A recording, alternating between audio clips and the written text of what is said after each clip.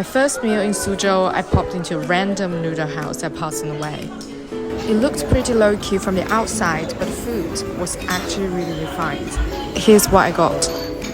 蟹粉虾仁面 or crab roe and shrimp noodles. It's a Suzhou classic and honestly, it's so good.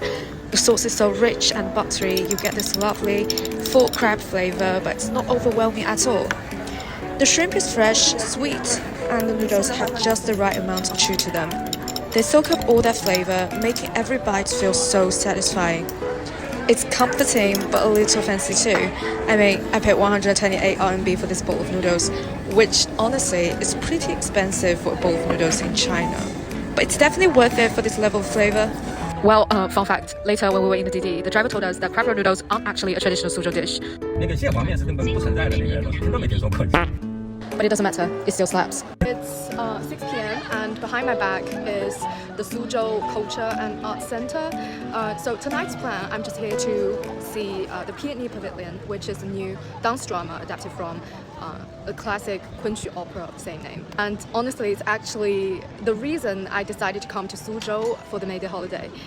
Now I'm just waiting in the lobby for the show to start. So when I was working as a journalist, there was a time when I happened to get a chance to interview the main choreographer of this dance drama, but it was just for a different show.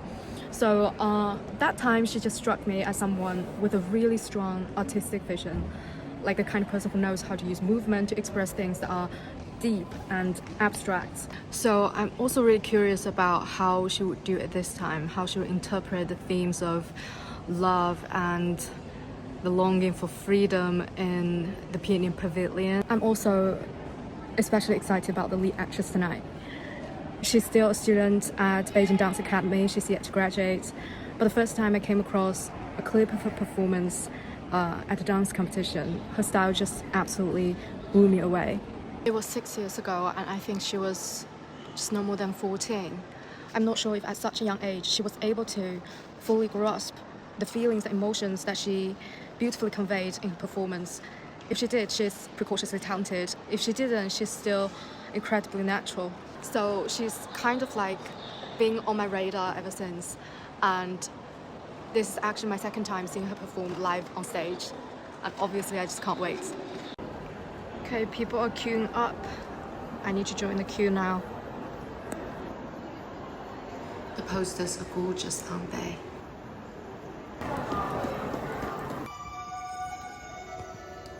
Oh, here we have a short warm-up performance before the main show starts. Okay, I just finished watching the show and honestly, this might be the best Chinese classical dance drama I've seen in a long time. The choreography and the performance were both beautiful. The duet singing was especially breathtaking. Just the way the two dancers moved together, it was so fluid and emotional. You could really feel the connection between them.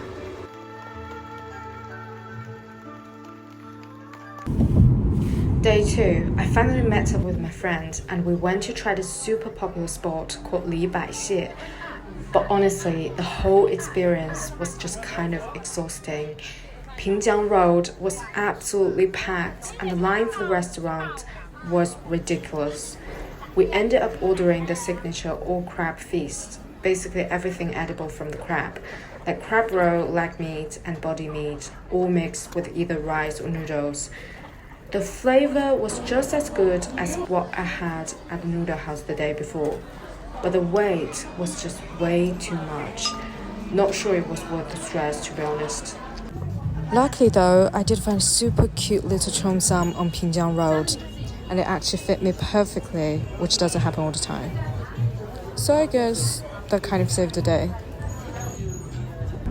Day 3, we checked into one of Suzhou's landmark hotels, the Pan Pacific Suzhou. The place is stunning. It even has its own traditional Chinese garden that guests can explore for free. Oh, how nice! It honestly feels like a mini scenic spot tucked inside a hotel. We started off with some desserts at Hotel Cafe, just a little afternoon pick-me-up. The desserts were, well, fine, nothing too exciting, but the one staff member there was super sweet and even offered to take photos for us. Oh, and the mirrors, absolutely perfect for pictures. gorgeous. Then we headed over to the hotel's restaurant to try something I'd been looking forward to since planning this trip. Squirrel-shaped mandarin fish. It's one of Suzhou's most iconic dishes, sweet and sour, deep-fried, and carved in a way that's meant to look like a squirrel.